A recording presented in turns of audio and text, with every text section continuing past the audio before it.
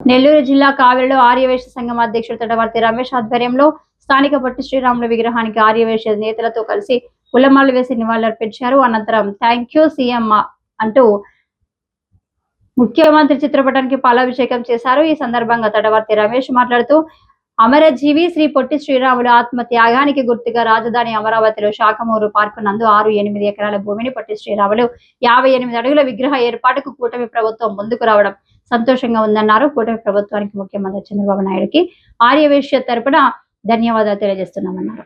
అదేవిధంగా కావలిలో ఆర్యవైశ్యులకు పెద్దపీట వేస్తున్న ఎమ్మెల్యే కావ్య కృష్ణారెడ్డికి ఆర్యవైశ్యులంతా రుణపడి ఉంటామని అన్నారు. ఈ కార్యక్రమంలో ఆర్యవైశ్య నేతలతో కలిసి టీడీపీ నాయకులు పాల్గొన్నారు.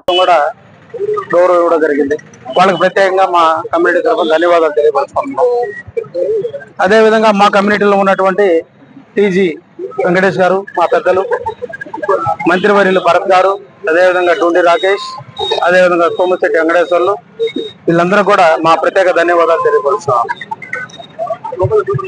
ఈరోజు ప్రత్యేకంగా పొట్టి శ్రీరాములు గారు అనగానే నెల్లూరు జిల్లా గుర్తొస్తుంది. ఎందుకంటే ఆయన సొంత ఊరు నెల్లూరు జిల్లాలో ఉంది కాబట్టి. జువ్వలదిన్నెలో ఆయన సొంత ఊరు పొట్టి శ్రీరాములు గారిది. జువ్వలదిన్నె గ్రామం కావలి నియోజకవర్గంలో ఉంది.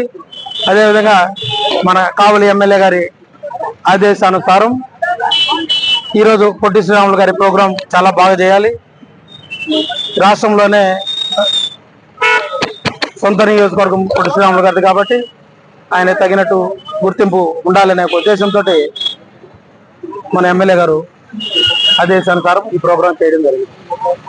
ఈరోజు పొట్టి శ్రీరాములు గారు బలిదానం చేశారు ఈ రాష్ట్రం కోసం. అటువంటి గొప్ప వ్యక్తి. ఆ వ్యక్తి మా ఆర్యవైశ్యుడు కావడం మా పూర్వజన్మ సుకృతంగా భావిస్తా ఉన్నాం. ఈరోజు నారా చంద్రబాబు నాయుడు గారు అమరావతిలో దగ్గర 500 కోట్ల రూపాయలతోటి ల్యాండ్ కాస్ట్ అయితేనేమి, స్మృతివనం ఏర్పాటుకైతేనేమి 500 కోట్ల రూపాయలతోటి ఈ స్మృతివనం ఏర్పాటు చేస్తా ఉన్నారు. ఈ స్మృతివనం అమరావతిలో శాఖమూరి పార్కు నందు 6.8 ఎకరాలు భూమి కేటాయించడం. భారతదేశంలోనే తలమానికంగా ఒక రోల్ మోడల్ గా, ఒక ఐకానిక్ సెంటర్ గా దీన్ని ఏర్పాటు చేస్తా ఉన్నారు. అంటే కొత్తగా ఏర్పాటు చేసుకునే రాజధానిలో ఇది నెంబర్ 1 పాయింట్ అవుతా ఉంది. ప్రతి ఒక్కరు రాజధానికి పోయిన వారు ప్రతి ఒక్కరు కూడా పొట్టి శ్రీరాములు గారిని దర్శించాలి, అక్కడ ప్రశాంతత అనుకోవాలి.